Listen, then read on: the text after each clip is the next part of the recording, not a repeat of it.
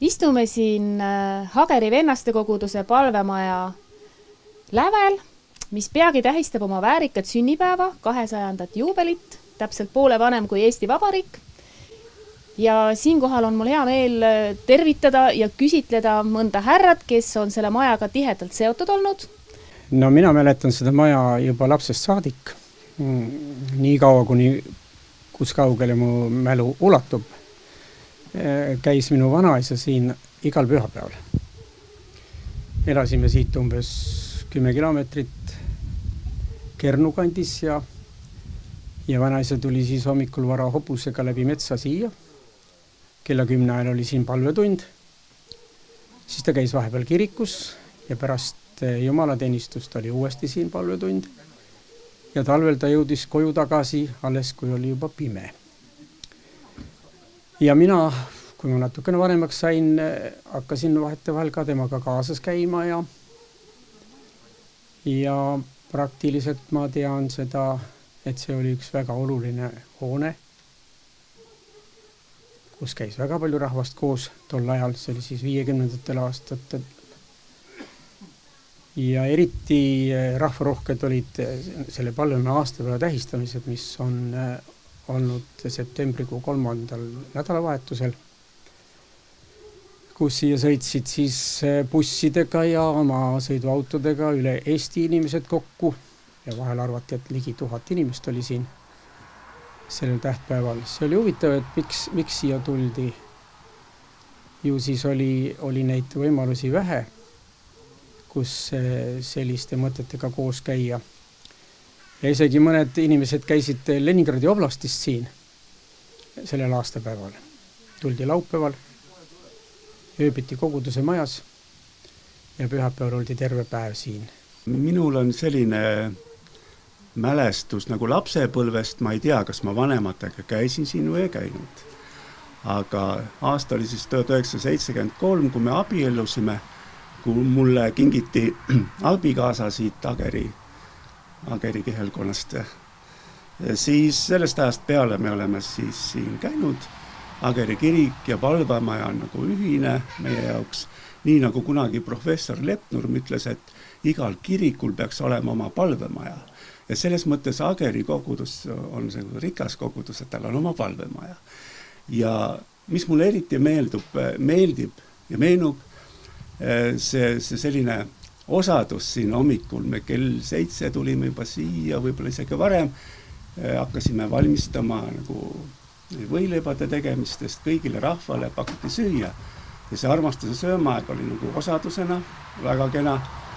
Ja ma mäletan seda, et kui me leiba lõikasime, siis me saime ka vestelda oma vahel.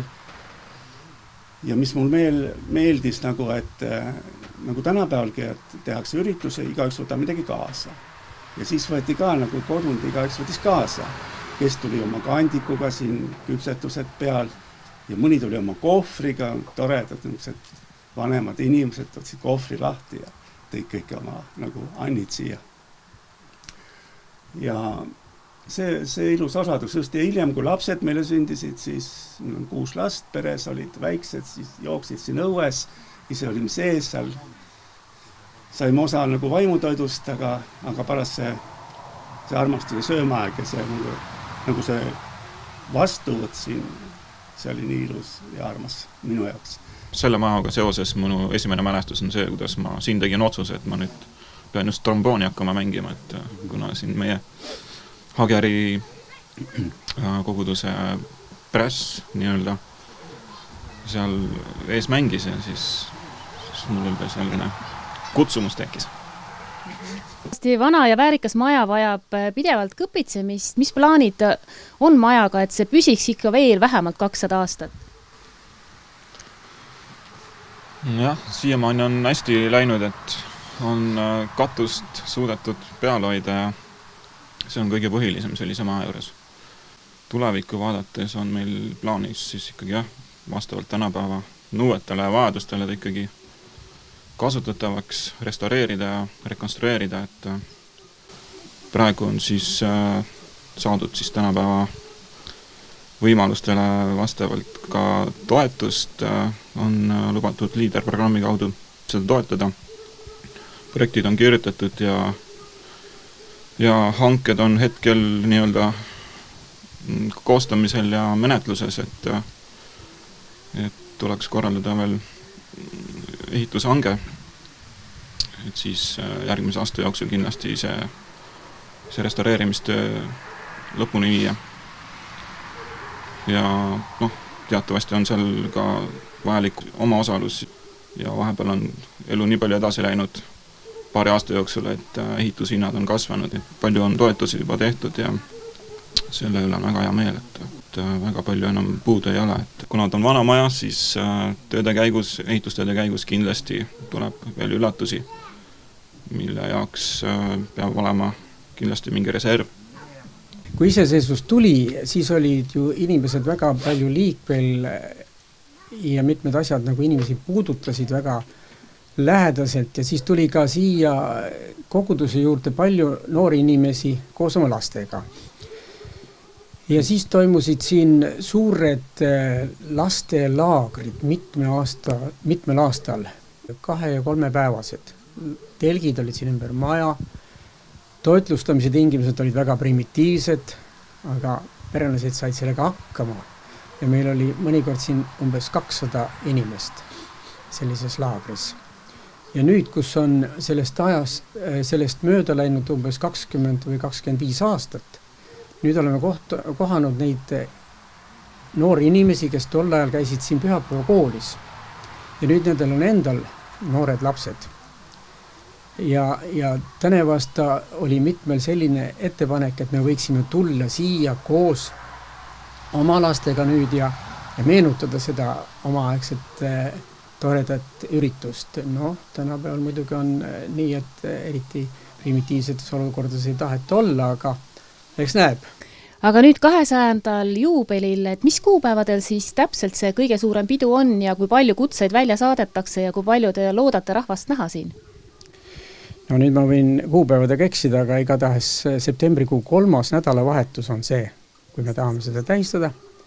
Kas on siis 15 ja 16, laupäeval on 15 ja sellel päeval on meil siis siin kavandatud selline konverents, kus on väärikad esinejad kohale kutsutud ja palutud, kes siis räägivad vennaste koguduse tähtsusest ajaloos nii Eesti Vabariigis kui üleüldse kogu maailmas. On lubanud tulla isegi Hernhutist vennaste koguduse keskusest esindaja siia, kes on meil üheks paneeldiskussiooni külaliseks. Vennaste koguduse peavanem tuleb, siis Tartu Ülikooli üks professoritest tuleb. Loodame, et äkki tuleb ka Teaduste Akadeemia president siia, kes on siit kandist pärit ja kelle esivanemad on siin väga aktiivselt Palvemajas tegutsenud. Tema vanaisa oli siin vennaste koguduse peavanem. Nii et laupäevane päev on selline päev, kuhu me ootame selliseid inimesi kindlasti, kes võib-olla vähe teavad vennaste kogudust, aga kellel oleks huvi saada teada, mis see vennaste kogudus on olnud ja mis plaanid tal tulevikus on. Ja pühapäeval on siis selline traditsiooniline meie Palvemaja aastapäeva tähistamise kava, kus hommikul kell 10 on piiblitund. Loodame, et piiskop Joel Luhamets on siis selle piiblitunni pidaja. Ja nii nagu ta alati on olnud, siis pärast piiblitundi läheme kirikusse. Kell 12 on jumalateenistus. Ja pärast seda tuleme tagasi siia, siis eenestame traditsiooniliste Palvemaja võileibadega ja joome teed.